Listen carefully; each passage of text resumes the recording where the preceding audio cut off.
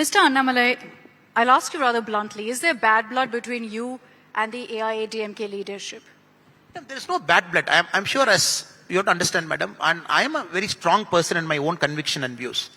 I am here to grow the BJP. Let us be very clear. Why will I waste my time sitting somewhere and doing my work? I want BJP to come to power someday. Now we also have to be pragmatic and realistic. In 2027, it is going to be an alliance. The moment we say it is an alliance, it is not a lipstick. By heart, we are committed to put our heart and soul. In fact, I've mentioned a couple of weeks back that we'll give our blood everything to make Edappadi Palaniswamy Chief Minister, because that is how alliances work. Alliances doesn't work when you pay a lip service, you don't commit yourself to it. The moment you commit yourself, you got to go the full distance. But even ADMK friends and leaders will also respect the fact that whatever I spoke for my party. Speaking for my party doesn't mean I'm insulting any other person. I'm insulting some other karyakarta. Just for every single karyakarta, their party is great. For me, my party is great. That's how I see it. All of us are mature enough to understand this line we fought. This Lakshman Rekha we fought.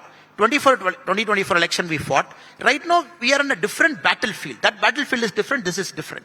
And every soldier should recalibrate, readjust to a new battlefield.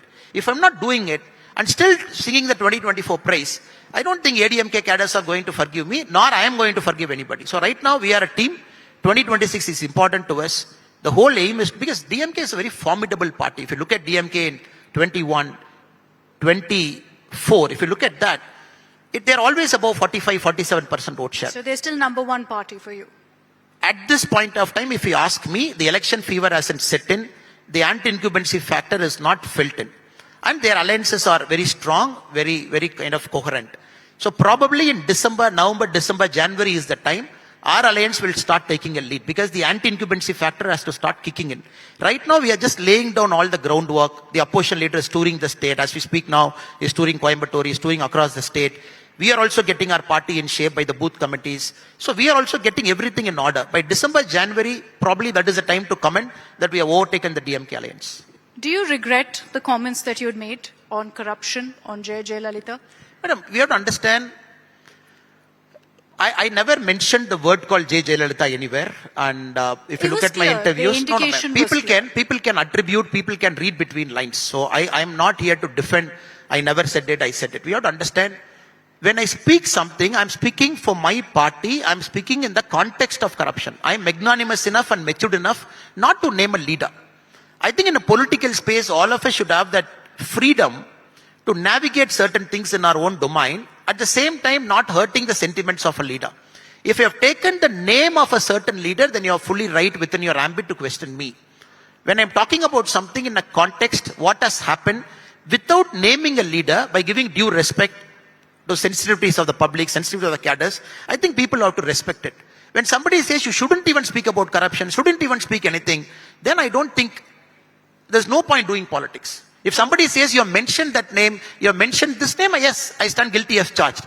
Any interview, any outspoken matters, print, electronic, I've never mentioned the word J Jayalalithaa anywhere with respect to corruption.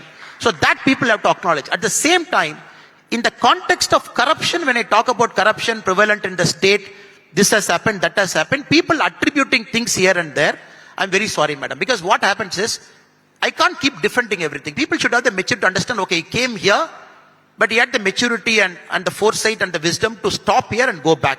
So that is what I'm doing. At the same context, we have to understand, when ADMK leadership or a DMK leadership, when they criticize our party for right or wrong reasons, for me it could be a wrong reason, for them it could be a right reason, different points of time.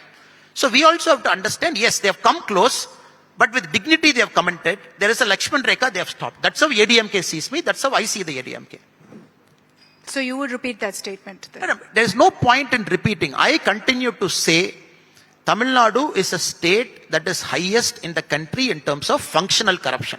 Functional corruption is go to a Tahsildar office, you go to a police station, you go to an RT office. This is the highest state with functional corruption. That culture has to change, because politics itself is very costly in the state. 450 crore, 500 crore, 1000 crore, that is the kind of numbers you hear in every single election. Functional corruption, it has pervaded everywhere, and people say corruption is accepted a part of Tamil Nadu politics, which I don't believe. That is why my fight is always towards corruption.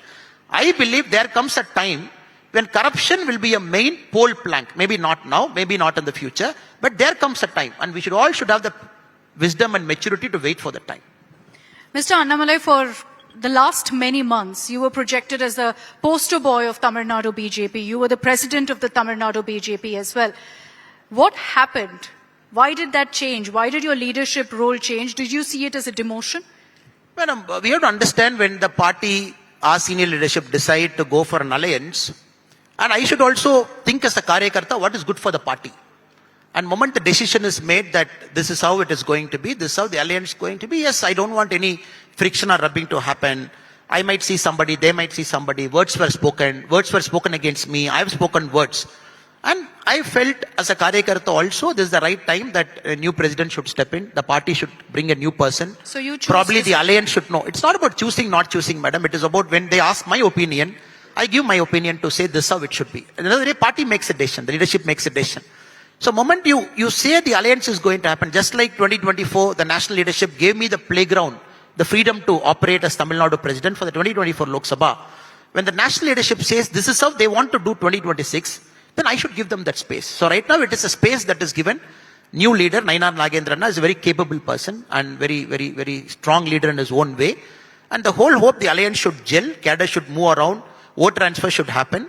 And 2026 should see a change of government. So this is not an ego issue. In politics, you know, it is not a 100-meter race to say I am here, I am there. It is when I die, that point of time I would like to see my accounts. If it is 70, 80 or 90 years, what I have done, what I have brought to the political stream. Right now I am too young in politics to say I should have done this, I should have done that. Right now, the goal is to bring ADMK 2026, NDA to power in 2026. As a Karyakarta, I am doing everything in my right to make sure it happens.